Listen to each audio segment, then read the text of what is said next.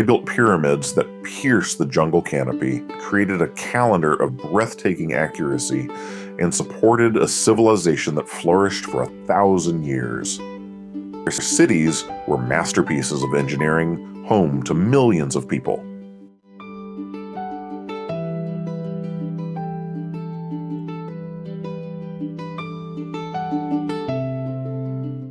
Then, almost overnight, they were gone. The great stone cities were abandoned, left to be swallowed by the forest. It was one of the greatest demographic disasters in human history, and for centuries, we've been left wondering, what in the world happened? Well, thanks to some incredible new technology and discoveries deep in the jungle, we're finally getting some answers. And the truth is more complex and, frankly, more terrifying than we ever imagined. Before we get to the collapse, you have to understand just how brilliant the classic Maya were.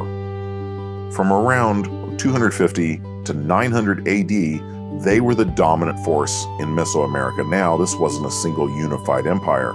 Think of it more like a network of fiercely competitive city-states, each ruled by its own divine king. Cities like Tikal, Copan, and Calakmul weren't just collections of buildings. They were buzzing centers of science and culture. The Maya developed a written language so complex we're still deciphering it today. They independently came up with the concept of zero, a massive leap in mathematics.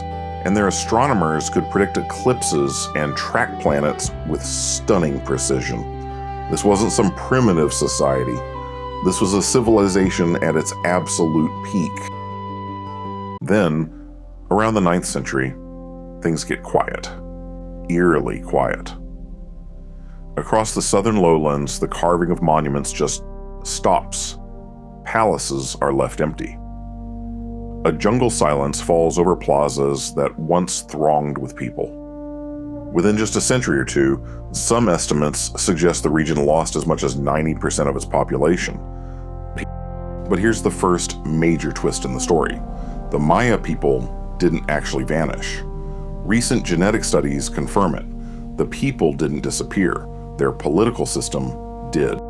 Many moved north, where cities like Chichen Itza kept thriving for centuries.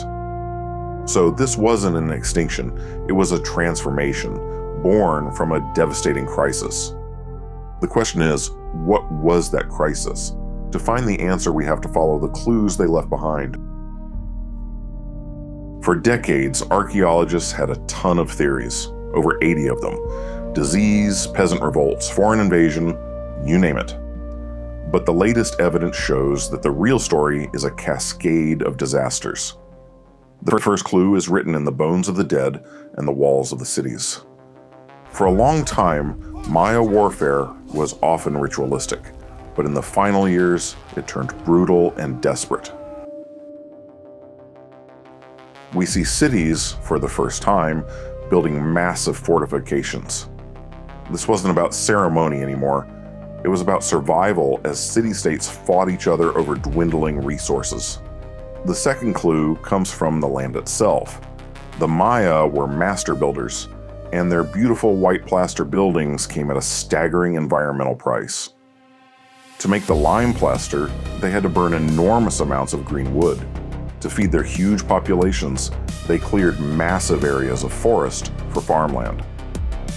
This widespread deforestation led to serious soil erosion, making their entire environment fragile. This set the stage for the final, fatal blow. The most definitive clue comes from deep inside caves.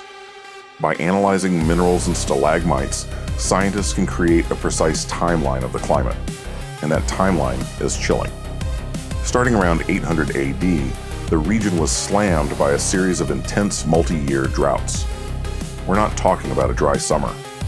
Some research suggests annual rainfall dropped by over 50%, with the worst period seeing a potential 70% reduction in rain. One analysis even found a single drought that lasted for 13 consecutive years. For a civilization that depended entirely on rainfall for its crops, this was an apocalypse. So, there was no single smoking gun. It was a perfect storm of catastrophes. You have a society already weakened by constant warfare and political instability. They were pushing their environment to the breaking point. And ironically, cutting down all those forests likely made the droughts even worse. When the rains finally failed, not just for a year, but for decade after decade, the system shattered.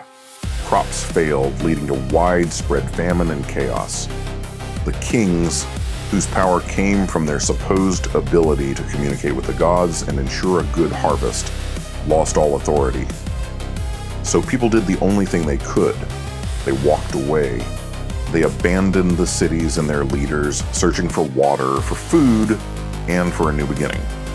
The great southern cities were reclaimed by the jungle, their collapse a cautionary tale etched in stone. But here's the most incredible part of the story. It doesn't end there. Today, more than 7 million Maya people live in Central America and around the world, carrying on the rich traditions of their ancestors. The collapse was the end of an ancient political system, not the end of a people or their culture.